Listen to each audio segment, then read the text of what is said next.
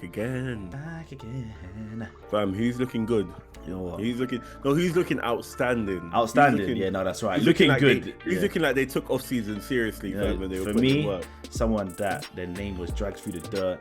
If you watched our Miami off-season preview, you would know that we touched on this. Tyler Herro. He's doing his thing. He's doing his thing. You know what, with him, right? What's he averaging right now? He's averaging right now 28.5. Obviously, it's been two games. So He dropped 27 first game against Milwaukee. That was that blowout, that 40-point blowout. And then he dropped 30 against Indiana. I wanted to keep the pace. I wanted to keep the pace with it, bro. It'll be good. Oh, yeah. It'll be a good little thing. He's definite look for sixth man of the year. To be fair to him, because at the moment, I know Kyle Lowry is injured, isn't it? Yeah. Kyle Lowry weren't playing last night. He had the ankle injury. They lost the game, but he dropped 30 points. Again? Pacers last night. Well, not last night. It was Saturday night. Pacers were due a win, though. They were due a win. Every game they played. Yeah. No, they did. But getting back to Tyler Herro, fam, have you seen him on Basketball Reference, his nicknames? Boy Wonder, Bucket, and Baby Goat. Baby Goat? I've never heard Baby anyone Goat call is a him certain nickname, fam.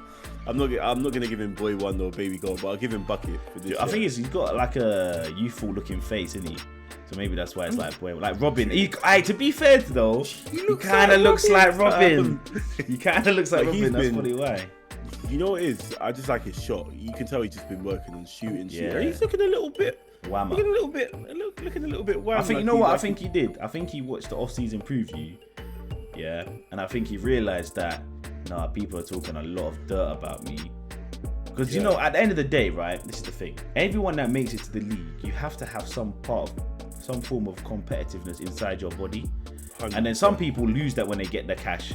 They don't care about it anymore because they feel like they've made it. Well, I feel like he lost that for his first. I'm not saying he lost it. Maybe, but maybe he just thought like, I'm a starter. This is it. I'm getting my cereal boxes. I'm getting my cereal boxes. I'm getting my club appearances, my music videos or whatever. He kind of got touched by being sent to the bench, and I think he just almost like woke him up in it. But I like it. I've always been a Tyler Herro fan. And I like seeing it, like 27 and 30, like, man, that's two big games. Obviously, at the end, it's only been two games, but. And when you do think about it, his first season, they end up going to the bubble, and he does get to the finals. Yeah. So you can, and it wasn't like he was just any guy. He was a decent, he was a decent role player. He was actually getting looks. Yeah. So you can see why it would go to his head a little bit for his first couple of seasons, if you know what I mean. I wouldn't even say just a little bit. At the end of the day, he was only like 20 years old. You're 20 years old. You got millions. You got millions of dollars. Guy wants to put your face on seal boxes. You want to be who you to say that you're in Miami. If he had got drafted to like Cleveland, I don't think it would have been a different story. I don't know. Devil's advocate, you reckon he's shooting a bit too much? But this is what I'm saying.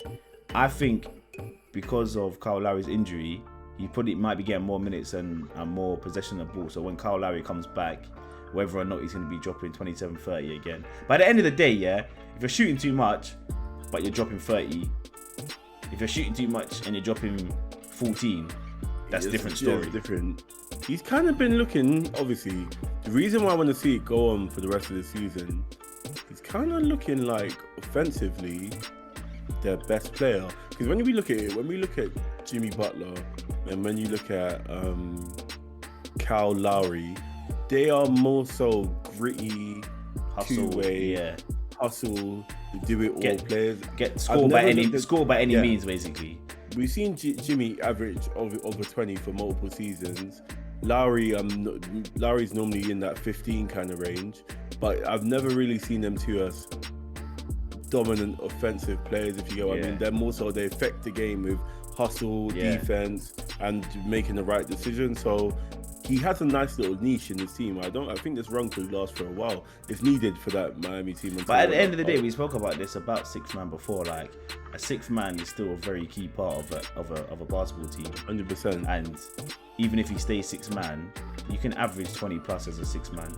But if you're a starter, you might not average that. I was going to touch back on the fact that you said about taking too much shots. I did just that he did have 28 shots against Indiana. That's too much.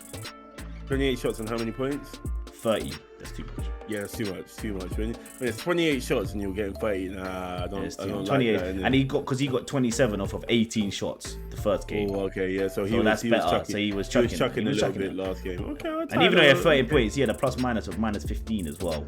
So. Okay. Well, I think until Oladipo comes back from injury, though, they're gonna need him to do that. I think they actually need him to do that. No, it's required. Yeah. Let's be honest. Coach will tell him to, Tyler, bro, like get to the bench. But obviously, if he's doing it, there's a niche for it. And one other player who's been outstanding. Actually, I'll say his name first. Mr. Morant. John Morant. Fam, you know who he reminds you of? You know what he looks like? Remember early days, like from like. It was actually weird to say like 10 years ago when you had Westbrook and D Rose not in their primes but early days. Westbrook was more for ferocious athletic guy who would just dunk on you, but D Rose was just as athletic but graceful. He did all that like clutchy he had hang time, he's moved in the air, contortionist. Morant, and I always wondered what would it be like if they were like literally you merge their athleticism together. That's not a bad show. Now. That's not a bad show. Bro, that's what it looks like to me because he looks just as ferocious as Westbrook. But he's also got the contortion. The English of because that layup he made against the Lakers, I don't know. I know technically we're seeing LaMelo Ball do something similar, like a game before against Cleveland. Not like that though. But it wasn't like that though. It wasn't like that. That was looking scary. And he's explosive. Another guy. Yeah, bro, he's looking like you can tell he's putting that work in this off season. Or he's just like got better. I know obviously he probably put in work to get better, but at the end of the day, like it was his third season now. Yeah, he's in his third season. Yeah, so like just naturally, a bit stronger, a bit bigger, older, more IQ. Like he's looking dangerous. I don't know how you stop dangerous with a shot. I don't know how you stop him. Because that's always been, apart from Kobe's, your Michael Jordan's, your Vince Carter's, your T-Max, one thing that's always held athletic players from their greatness is the fact that the inability to shoot.